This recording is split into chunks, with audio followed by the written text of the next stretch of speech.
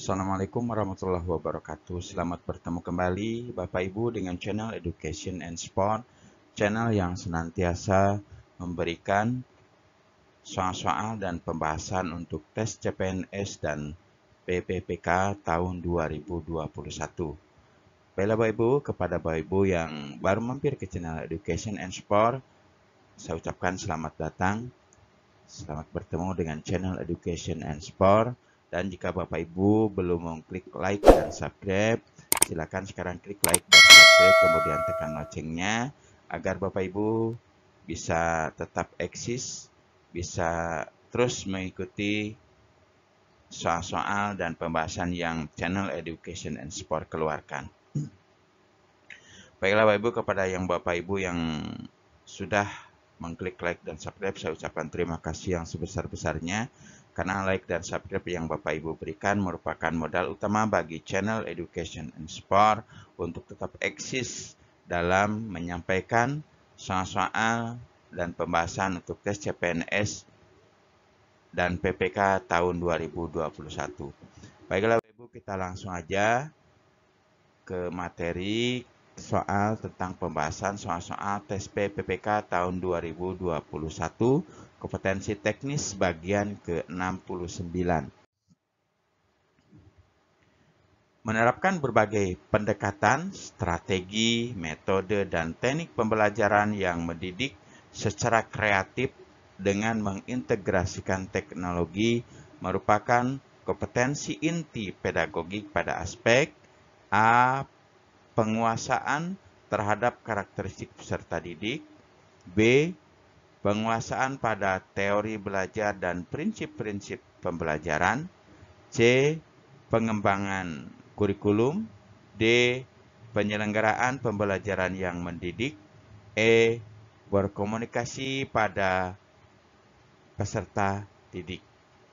Oke, menerapkan berbagai pendekatan, strategi, metode, dan teknik pembelajaran yang mendidik secara kreatif dengan mengintegrasikan teknologi merupakan kompetensi inti pedagogi pada aspek penguasaan pada teori belajar dan prinsip-prinsip pembelajaran. Nah, dengan demikian maka pilihan yang tepat untuk soal nomor 1 adalah yang B, penguasaan pada teori belajar dan prinsip-prinsip pembelajaran. Kita lanjut ke soal nomor 2. Teori ini memandang belajar sebagai hasil dari pembentukan hubungan antara rangsangan dari luar atau stimulus dan balasan dari siswa atau respon yang dapat diamati. Semakin sering hubungan atau bond antara rangsangan dan balasan terjadi, maka akan semakin kuatlah hubungan keduanya. Law of exercise. Teori belajar yang dimaksud adalah A. Behaviorisme, B. Kognitif, C. Humanisme atau humanistik, D. Sibernetik, E. Kontrativisme. Jadi, teori belajar yang dimaksud dengan soal nomor 2 adalah behaviorisme. Jadi, teori yang memandang belajar sebagai hasil dari pembentukan hubungan antara rangsangan atau stimulus dan balasan dari siswa atau respon yang diamati. Semakin sering hubungan antara rangsangan dan balasan terjadi, maka akan semakin kuatlah hubungan keduanya. Teori ini disebut dengan teori behaviorisme. Dengan demikian maka untuk soal nomor 2, pilihan yang tepat adalah yang A. Kita lanjut Bapak Ibu ke soal berikutnya. Di dalam proses pembelajaran, para siswa dihubungkan dengan situasi di mana ia bebas untuk mengumpulkan data, membuat dugaan atau hipotesis, mencoba-coba trial and error, mencari dan menemukan keteraturan atau pola, menggeneralisasi atau menyusun rumus beserta bentuk umum, membuktikan benar tidaknya dugaannya itu. Hal ini merupakan penerapan teori belajar A. Sibernetik, B. Kognitif, C. Humanistik, D. Behaviorisme, E. Kontratipisme. Jadi, teori belajar yang dimaksud dengan soal nomor 3 ini adalah kontratipisme. Dengan demikian maka pilihan yang tepat untuk soal nomor 3 ini adalah yang E. Kita lanjut lagi ke soal berikutnya.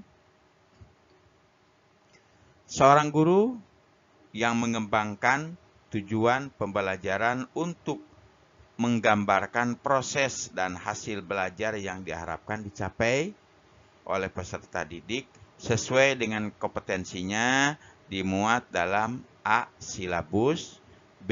RPP, C. Silabus dan RPP, D. SKL atau standar kelulusan, E. Lembar penilaian. Jadi, seorang guru yang mengembangkan tujuan pembelajaran untuk menggambarkan proses dan hasil belajar yang diharapkan dicapai oleh peserta didik dengan kompetensi yang dimuatnya dalam RPP. Dengan demikian maka isian yang tepat untuk soal nomor 4 adalah B. RPP.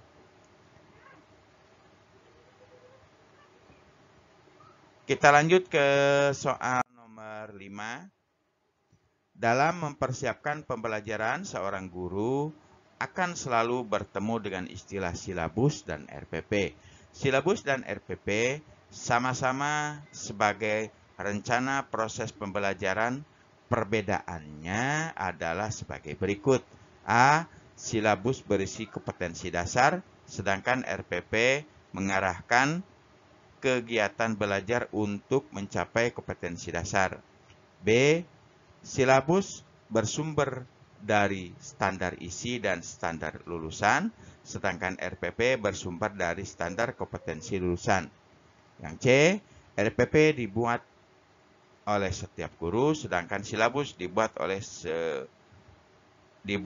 oleh tim guru. D, RPP dan silabus keduanya disusun oleh setiap satuan pendidikan. E, dalam silabus dijelaskan metode, media pembelajaran, sumber belajar, langkah-langkah pembelajaran, evaluasi secara rinci. Jadi, silabus dan RPP sama-sama sebagai rencana proses belajar. Perbedaannya adalah silabus berisi kompetensi dasar, sedangkan RPP mengarahkan kegiatan belajar untuk mencapai kompetensi dasar. Dengan demikian maka pilihan yang tepat untuk soal nomor 5 adalah yang A. Silabus berisi kompetensi dasar, sedangkan RPP mengarahkan kegiatan belajar untuk mencapai kompetensi dasar. Oke, Bapak Ibu.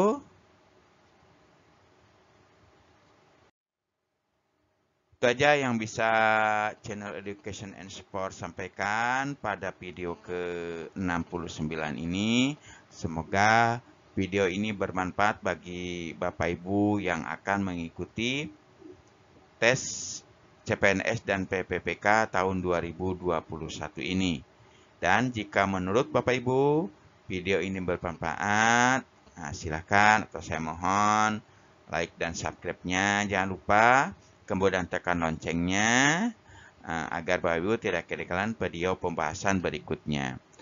Dan jika menurut Bapak Ibu bermanfaat, silahkan bagikan. Kita berbagi dengan orang lain ya. Kita berbagi dengan orang lain, mudah-mudahan video ini bermanfaat bagi orang lain. Silahkan bagikan video ini bisa melalui media sosial yang Bapak Ibu punya seperti Instagram, Facebook, WA, dan sebagainya. Silahkan bagikan agar semua orang bisa memanfaatkan video pembelajaran ini. Oke Bapak Ibu, itu aja yang bisa saya sampaikan pada video kali ini. Sekali lagi kepada yang sudah like, subscribe, dan menyebarkan video ini, saya ucapkan terima kasih yang sebesar-besarnya. Saya akhiri, wabillahi taufiq wal hidayah. Wassalamualaikum warahmatullahi wabarakatuh.